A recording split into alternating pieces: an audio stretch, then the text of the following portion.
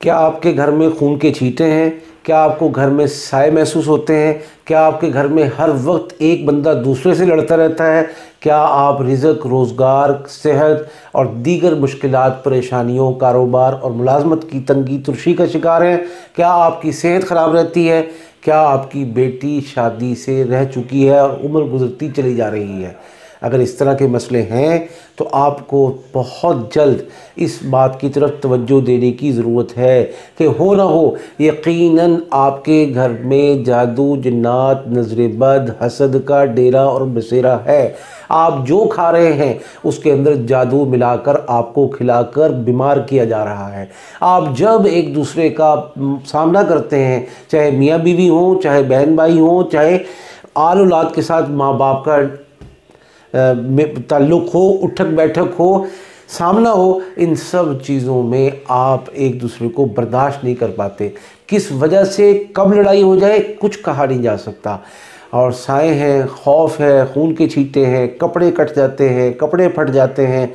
और जब कोई मेरा भाई, मेरी बहन, मेरा बड़ा बुज़ुर्ग रिज़्क रोज़गार के लिए तालीम के हवाले से बाहर कदम निकाले तो मेरिट पर होते हुए भी इसको नौकरी नहीं मिलनी, इसका कारोबार नहीं चलना, इसको नौकरी की बातचीत होकर, इंटरव्यू होकर ज्वाइनिंग लेटर नहीं मिलना। अगर कभी मुक़द्दर से मिल गया तो चंद दिन में ही ऐसा बददिल होकर और फेडअप होकर इसने वो नौकरी छोड़नी है कि आइंदा ये कानों को हाथ लगाएगा और रोएगा कि मैं वहाँ और उस जैसी नौकरी ना कर पाऊँ। आहिस्ता आहिस्ता मायूसी हो जाती है हर इंटरव्यू के वक्त, हर सीवी के ड्रॉप करने के वक्त और हर मौके पर जब कोई इसको इंटरव्यू के लिए कॉल करे कि ये भी शायद ना हो सके।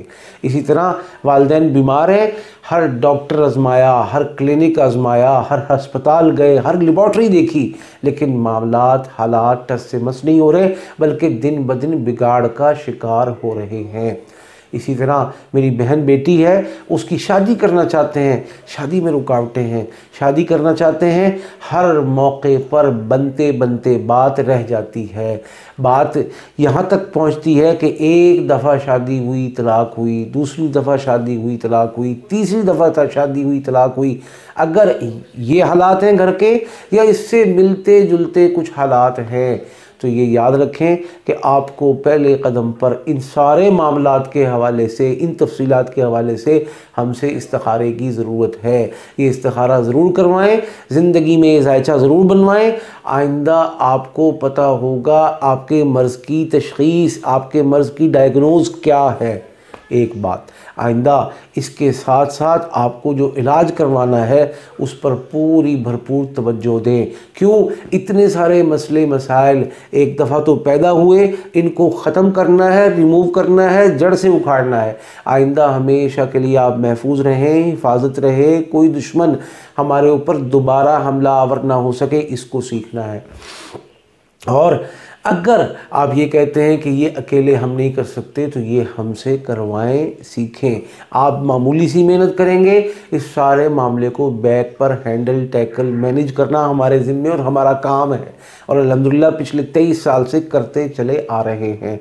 और अगर कोई मेरा भाई, मेरी बहन कहती है कि हम वज़ाइफ करके थक चुके हैं, मायूसी और नाउमीदी की इंतहा को छू रहे हैं, तो उनको भी प्रॉपर इलाज करवा लेना चाहिए।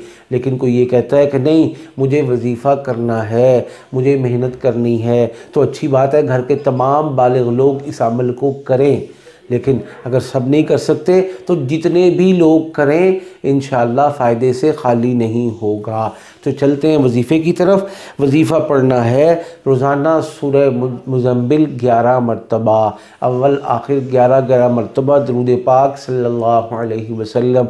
एक वक्त अपनी मर्ज़ी का मुकर्रर कर लेना है और उसके बाद पढ़ के दुआ कर लें। अगर घर के कई लोग पढ़ रहे हैं तो 11-11 के जितने लोग हैं वो 11-11 पढ़ लें।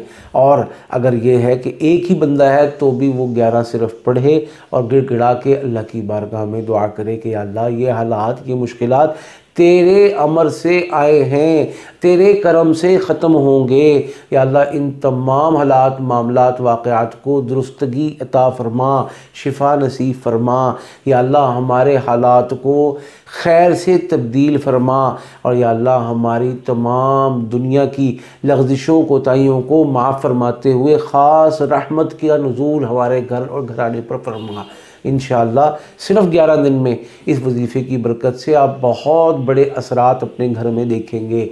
इसके बावजूद कुछ समझना चाहें आप ज़रूर हमसे रब्ता कर सकते हैं।